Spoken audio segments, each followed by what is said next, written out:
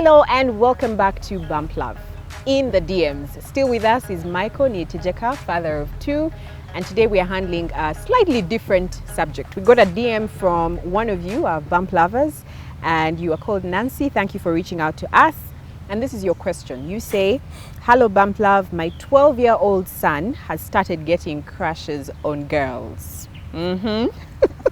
He has started to behave differently around them and now shows some interest in a particular girl in his school. I know this is the age, but some tips on how I can handle this. Thanks, Nancy." So I know that amongst us, me, I have a 5-year-old, so may the experienced people start to share. Wow. So I feel like I should not even be answering this question, but I have an 11-year-old, and I've shared this before and said there's nothing in parenting that I've found shocking. Like, so I just read, I do, it passes. I know everything is going to move. I mean, it's a natural progression of child development. But I will tell you, the one thing that has shocked me to my bones is a conversation I have had. When I read Nancy's question, even the way she wrote it so calmly and collected and poised and, you know, in control, I was like, what's going on? My 11-year-old told me about, and so casually too, about his classmates who are dating, who are breaking up, who he has a, and so I think as a mom, I wasn't ready. I didn't think this was the time for me to be going through this, but I've been like recollecting myself and realizing that, okay, I think we had crushes like 13, but 14. Now everything is like 2 years earlier. So yeah, that seems about right. So 11 seems about right. But my child is a child. Like this is not what we should be talking about. He needs to be telling me what his plan is for how to get 90% in class. That's all I'm thinking about in my head. And how to score his next goal in football and what strategies he has for online classes. So I wasn't ready at all. So what I did was, so as a mom, I thought it's something that, so I know all these things, be your child's friend, open communication, but I literally shut down. Like, I shut down. I was so disappointed in myself. I was like, oh my goodness. So, and then every time I wanted to have the conversation again, bring it up, I couldn't. I just couldn't. So what I did, I used my sister. And I relayed my concerns to her and the fact that I was literally unable to help my son in that time. I couldn't speak to him about the topic. I felt he was too young. I didn't know what was age appropriate. And all I just told him is, you know what, Teja, it's not the time. If you want to, this whole dating thing that you're talking about, girlfriend, boyfriend, breakup. Yeah, breaking up even. Like, let us, I don't think it's, you know, I didn't even know what to tell him, and he felt it. I think he saw that struggle in me. So I sent my sister, who I felt was more, you know, she's invested, but not as attached as I am to the subject.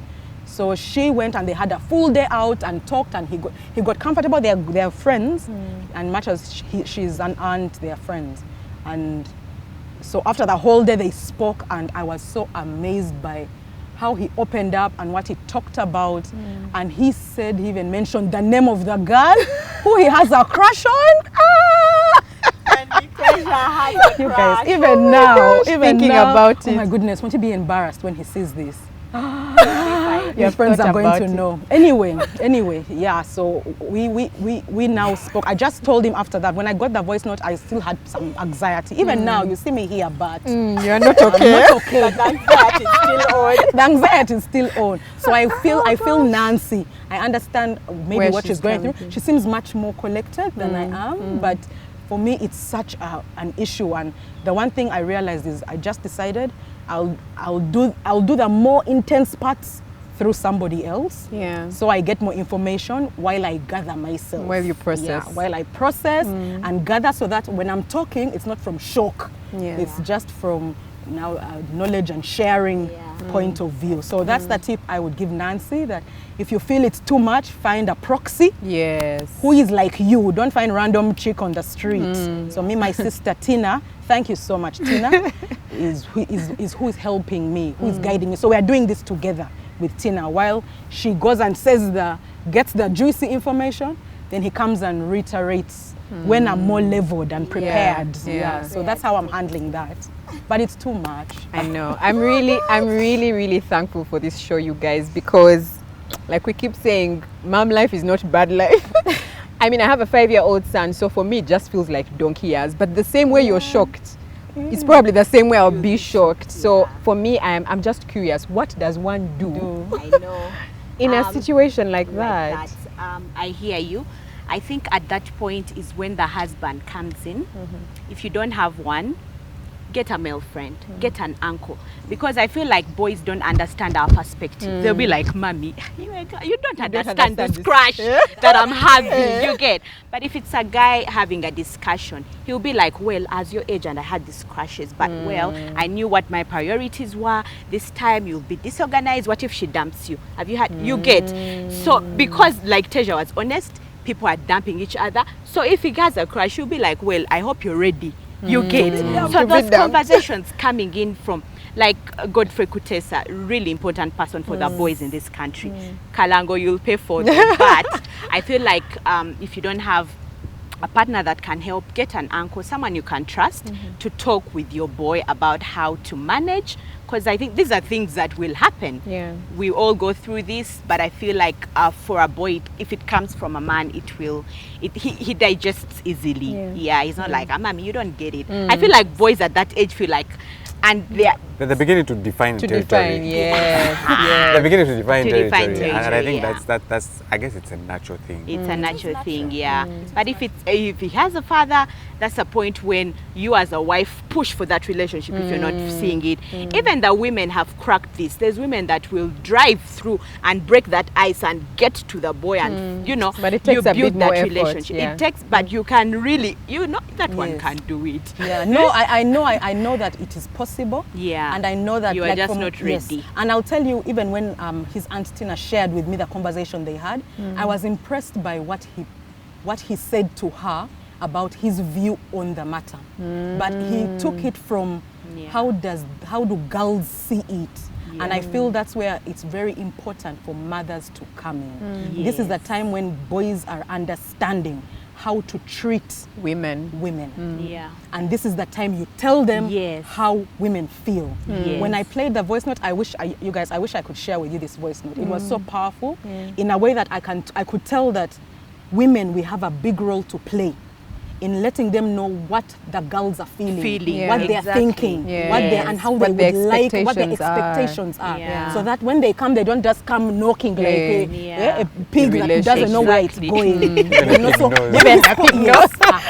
so then I saw where the male perspective needed to come in, because you can only do so much. Yeah. So the women, this is a chance to make your boy into a better man. This is when to start. Don't shy away from it. There's an angle for women, a very big angle. Well, Michael is on the set with us and we are going to let him speak. Interesting. I think for me it's you've got to be intentional right from the word go, because truth be told is that our children young, but what they're being exposed to is adult, is way older than them, and therefore they are growing mentally way ahead of us, and yet we're still going through the biological clock, and yet from the exposure they've gone way ahead the biological clock. Now and for me that's where the whole presence comes in. You can't do it arm's length, because you need to be present, you need to watch the stuff they are watching, you need to understand the games they are downloading, create certain controls to make sure that they have you're able to monitor what they are watching and what content is. I mean, they up to a certain age, they had to come and show me the app they want to download. We read together, go through the reviews, until we seem to have a sense of what this app is all about, we download. And it didn't matter where you were. There would be sometimes in the village, they will call me, "Dad, please approve for me this app." And I will say, "Okay, let's read through it together." I'll even ask them, "So what have you read? What is interesting about it?" Now that then, but also explain why you're doing it. Yeah. Because you can only be, you could be seen as a police guy. You're just policing. And I think to Nancy's question, it's this, the first thing I've had this conversation with our son is to tell the boy it is okay. Yes, that you feel. Your body has a biological functioning. There are certain things that will be activated, but you also have the control. So one of the things I've been trying to have conversation with Joel is the power we have in terms of controlling how we respond. Number two is that these children are smart. They judge behavior, not intention. So if you're a father in the home and you're not present and probably they are seeing the gap, whatever you're seeing, they are looking at it and saying, but behavior. Yeah. You don't seem to be modeling what you're saying. If you're a mother and you're telling me, please, X, Y, Z, I'm also using this reference point of behavior. Are you genuine enough? So and when that word comes through, then they know it is coming from a point of this is genuine. Yeah. Yesterday I had a conversation with Joel, and it was because I had noticed a few things. I said, let's have a conversation, and said, can we go out of the house? Perhaps for context, Joel is 14. Joel is 14. Okay. So he said, can we go out? I said, fine. So we went out and sat for 1 hour. And one of the things I told Joel, I said, Joel, I'm your father. There's nothing you can do about it. I will do what I am supposed to do. But one thing I pray for is that I'm your friend. Yeah. Now, I can desire to be your friend, but it is up to you to accept me as your friend, Yeah. because it's a choice that you make.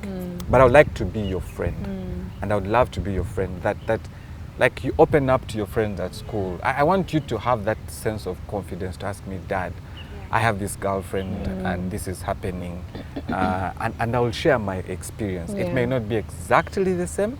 I'll probably share a few things. And one of the things I always share with people is that life isn't a template. So I can't give you a template because I don't know your context, where you're coming from. I've had people tell me, have you sent Joel to the boys' camp? I said, I haven't, because life is not a template. Yeah. I want him to evolve into what he desires to be. And when the time comes, even if I'm to send him to a camp, he has his focus. Yes. He has his bearing. He's not going to be shaken by these things are happening. I want him to be in that environment. Now, and I think as parents, and I think you did mention it, if you're a father who is looking after these boys and probably they don't have the mother is not present, find a friend, a relative who is present in their lives. Yeah. Because even if you find an auntie who is distant and they can't relate with them, that auntie will always be a distant auntie. Yeah. So find somebody they can relate with, and that person need not to be your relative. The person needs to have a sense of comfort and is part of your family. And we see it. We see. I only have sisters. Marjorie has brothers, so the Marjorie's brothers do take their part on and take him out. When he was going to boarding school, took him out, tried to explain to him this is what is going to happen. And I get to hear the conversations in terms of boys who are spending at canteen and blowing out all their money. So the other day I was asking him, I said, so do you understand these things? He says, yeah, but I don't. I said, no, look, don't say you're not ready. These things happen. And there are times when they happen and you just find yourself the other side. Yeah. Like with all the guard you have, you'll just find it just happens. Yeah. You're getting into a relationship, you're getting too close to this person, you feel so attached that if anything happens to them, your world stops, your books, whatever happens stops. That is going to happen. Yeah. Now, how you respond to it Yeah. is what makes the difference. And we were intentional. We took him to a mixed school because I'll be honest with you, I was in a single-sex school for 6 years. When I got to university, I was Yeah. it was a shock. Excited. So many girls. You're sitting next to a girl. How am I supposed to respond? How do I to behave? this? I'm not How do I used to behave? this, yeah. I'm not used to this, and girls will come and sit next to you, and you're like, oh, okay. It's not even in uniform. I see, university is university. Yes. So so observing that, being intentional, and also picking up a few things. When you go to school, what are the teachers telling you about the boy? What are they noticing? Now, if you're the one who just focuses on your child and you're not hearing the other things that they are talking about, then you're not able to address it. And not from a reprimanding perspective. Yeah. I'll be honest with you, I don't think I've had even the points where I need to reprimand, where we need to reprimand. Sometimes we've had a conversation before and then called him in and said, okay, we've heard about this. And he's able to hear probably a fair, balanced view of it. First of all, it's not life and death. Yes. Yes. I think parents, we panic a lot. I know.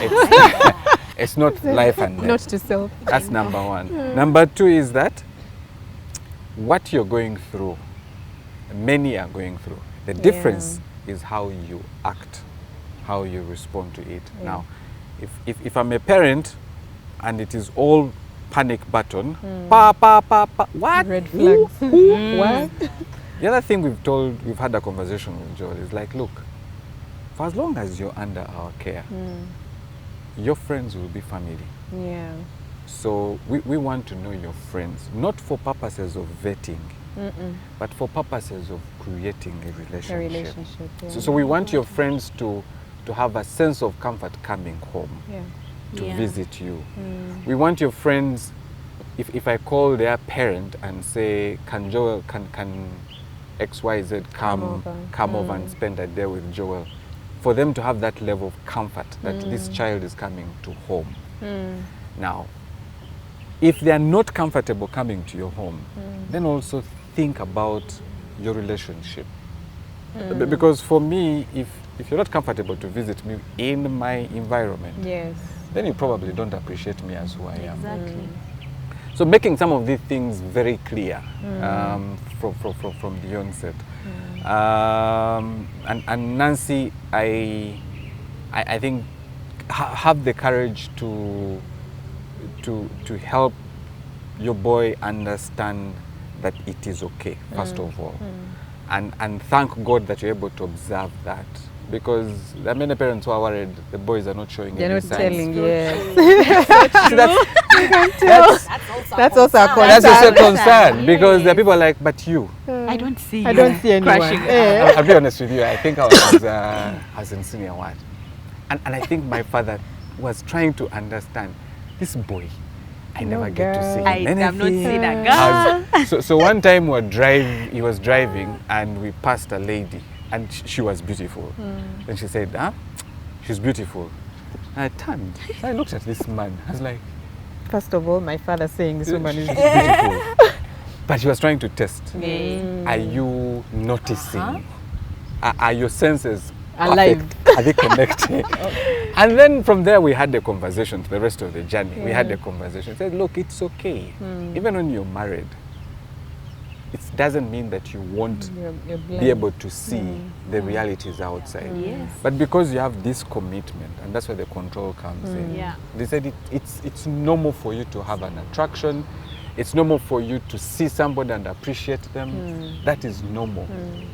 It's where the line crosses. Yes, where it's That's so important. And I've never forgotten that. So how do we encourage our boys to feel okay to be attracted to the opposite sex? And let them know when you cross from the attraction into a relationship, it comes with responsibilities. And it also creates obligations. Yes. And those obligations also understand where you come from. will I sustain?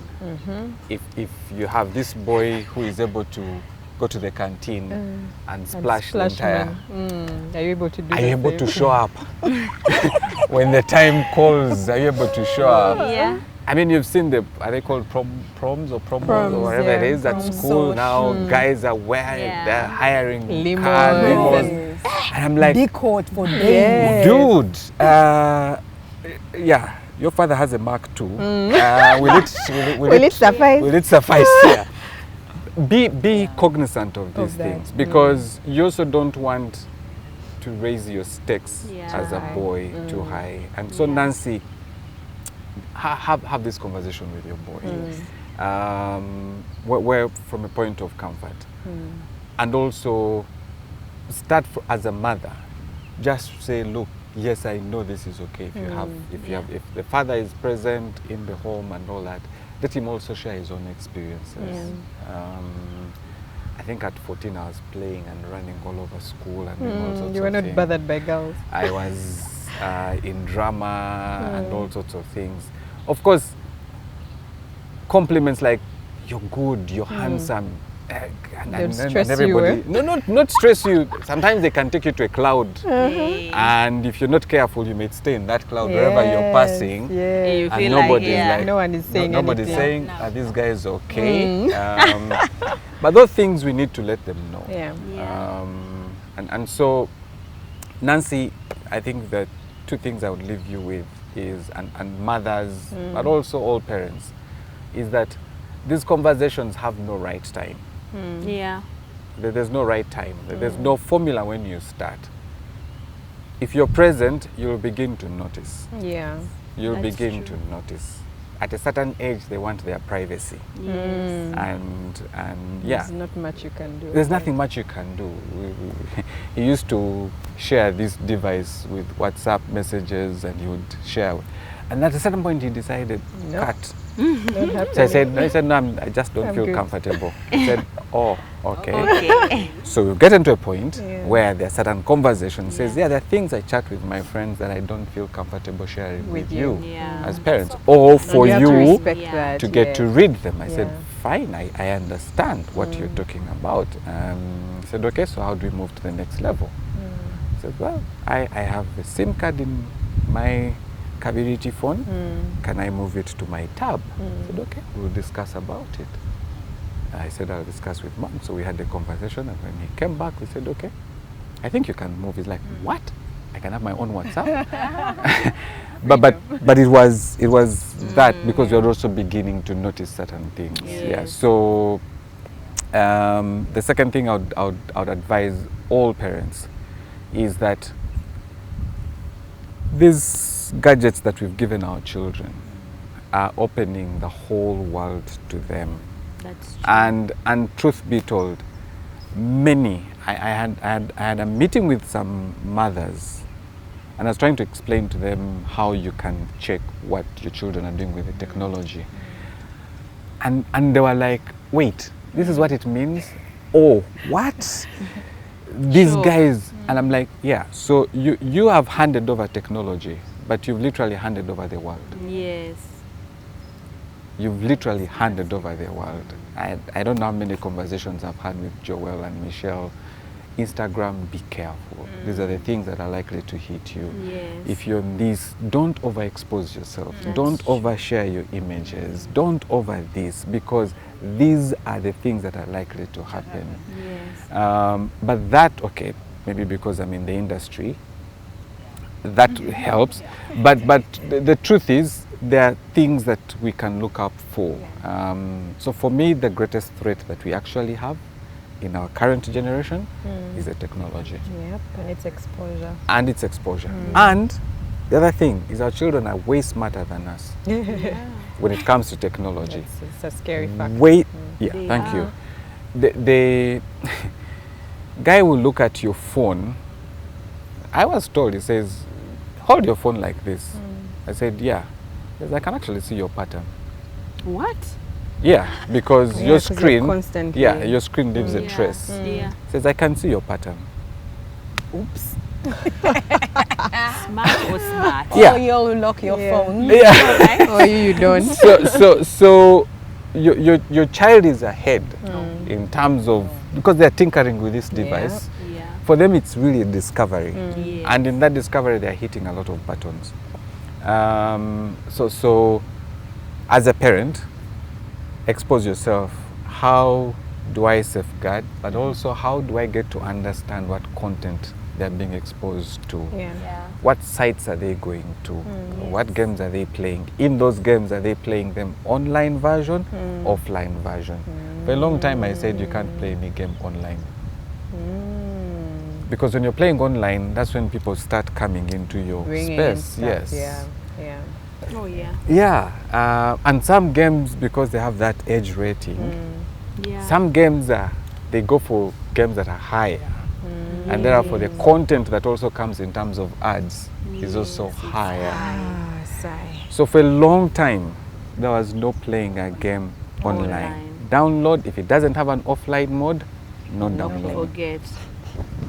I mean, we can go on and on about Yeah, this I for hear you. long, but that's where the children are picking a lot of ideas. That's Yeah. where they are discussing some of the things with their friends at school, and the more they discuss, they also want to practice. Yeah, Yes. for sure. It's only natural, guys. That's true. It doesn't matter where you're coming from, it's only natural. If this cartoon, Yeah. I can go on and on. I hope, Nancy, you find, for me the key thing is find the strength. Yeah. If you're a single mom, make your boy your friend. Yeah. But also find a male figure to explain to him these things are going to happen to you. A girl will tell you, I love you, and that I love you will send a few things to you. And how you respond, if you send another I love you too, they will come with. Because also the girls are ahead of the game. That's so true. That's So it's you can say this boy is always here, but his world is here. What he's doing on this device is more dangerous Yep. than if you sent him out to the mall. To the mall. Yeah. So really pick interest as much as you can. Wow, thank you so much, Michael. That has been quite insightful. I think keyword is present. So be present in your child's life. Observe, get to understand. If you don't have a male figure for single moms, find that uncle or brother that they can get knowledge from. But just be involved in your child's life. I think that's very important. Nancy, I hope this has been helpful. Remember, we answer your questions on this segment. So if you have a question, please do send it to our DMs, and we are happy to answer it with awesome guest co-hosts like Michael. Remember, mom life ain't bad life, and mothering ain't suffering. Catch you next time in the DMs.